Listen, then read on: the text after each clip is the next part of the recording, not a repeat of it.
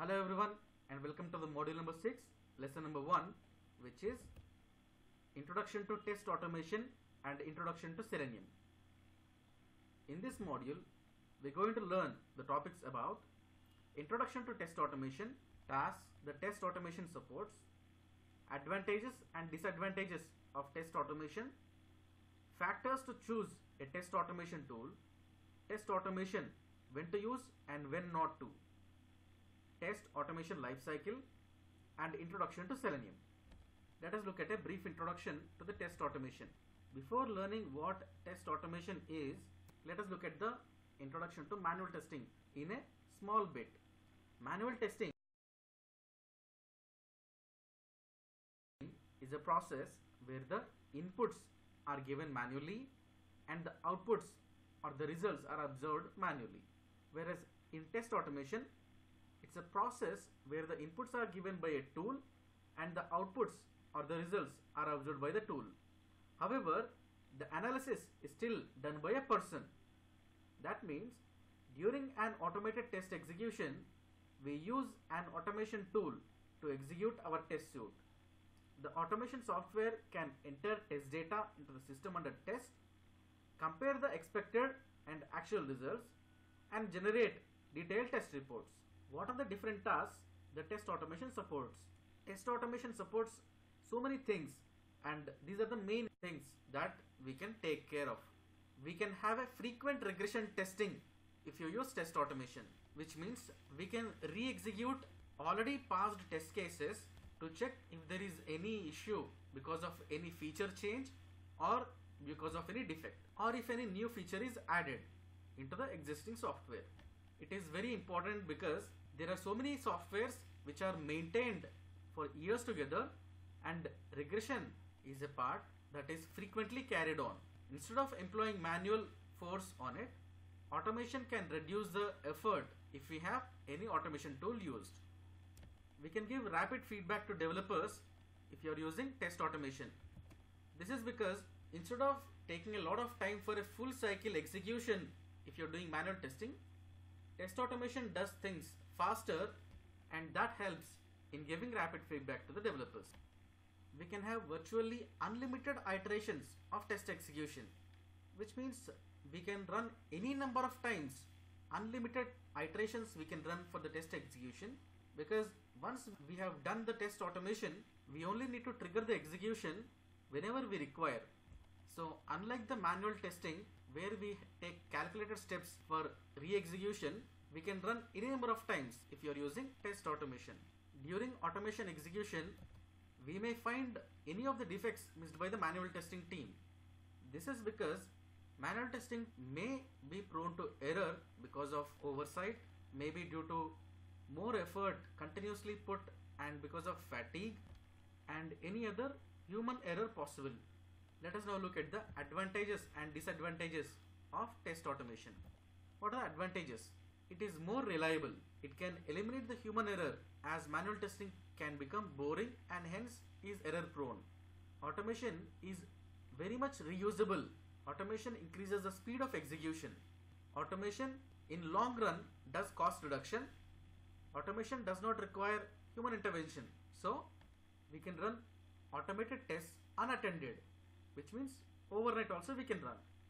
Automation increases the speed of execution. Automation helps increase the test coverage, because we can do things faster, we can cover more things at a faster pace. So test coverage can be increased. The disadvantages are, it requires high investment in the tools and in the training. Skillful and high manpower is required for the test preparation. A lot of testing areas can be left uncovered because of the time it takes and the money that has to be spent on it.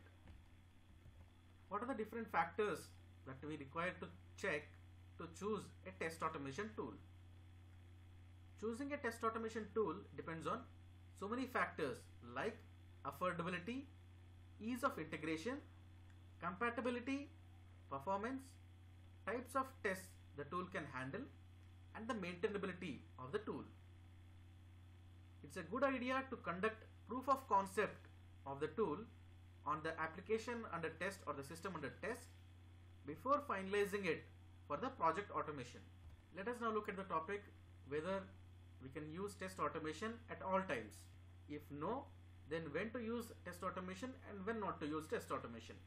Factually speaking, it's not always advantageous to automate the test cases, especially when we have frequently changing applications.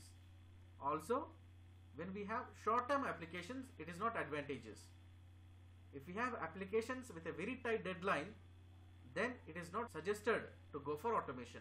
The applications where there is currently no test automation available are risky to automate with tight deadlines if we don't have a proper analysis of the application under test. Test automation is advantageous when the requirements are constants, when the requirements are not changing every time. Also, if you have a very big application, then it is very advantageous to have test automation. If you have frequent releases, then also test automation is very advantageous, because regressions can be carried out when you have requirements are constant, when you have big applications, and when you have frequent releases. And in frequent regressions is where we recover the cost on the investment that we put on tools or the time that we spent on automation. Let us look at the test automation life cycle in brief. It has 6 steps. The first one is the decision to automate a test. In the second step, we do the testing tool acquisition. In the third step, automation testing introduction process is taken care of. During the fourth step, test planning, design and development is done. In the fifth step, execution and management of tests is done. In the final and the sixth step, test program review and assessment is taken care of. So if we get into the details of the test automation life cycle, in the first step, the management understands the need for the test automation in the project and decides that they will go for automating of the application under test. After the first step, during the second step, there are lots of tools that will be checked out for the suitability of automation for the current project, and will be given points based on the suitability, maintainability and so many other factors which must be considered when automating an application under test.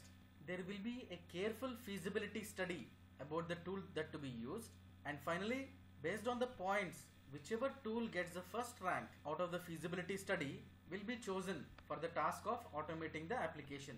And once the tool is chosen, there will be a proof of concept that will be worked on for automating the application using the trial version of that tool, in case that tool is a proprietary tool.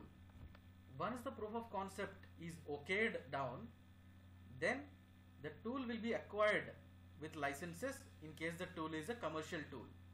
If it is a free source or a open source tool, that tool will be directly downloaded and will be given permission for everyone to start using it. In the third step of the test automation lifecycle, automated testing will be introduced to the entire team, and the process to be followed for automation will be explained to each of the team members.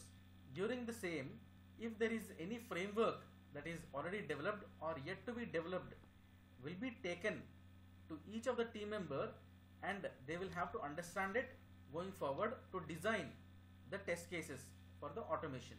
In the fourth step of the test automation lifecycle, the test automation will be planned for the designing and development, which means during this phase, the test cases which are to be automated will be identified and will be carefully planned for the duration they have to be worked on.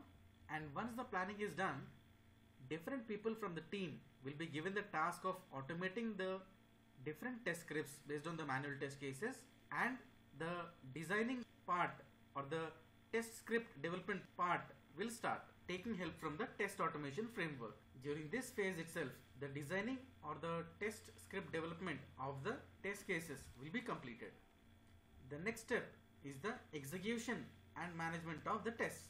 During this phase or during this step, all the designed or the developed test automation scripts will be executed based on the requirement, and timely maintenance or timely management of the test cases will be taken care of, which means during the staging, production or development releases, which is during the normal releases or user acceptance test releases, or during the production or the live environment testing releases, the execution of the required test cases will be taken care of, and the required maintenances or any updates that have to be done to the test cases, automation test cases, will be considered or will be taken care of.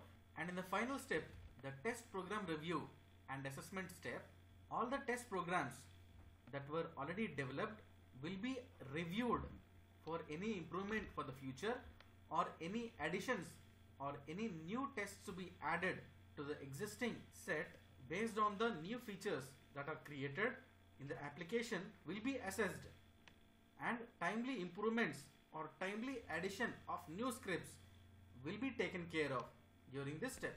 Since we have completed the basic introduction to the general test automation and the test automation lifecycle, let us go through the introduction to Selenium testing tool and the basic functionalities of Selenium tool in short.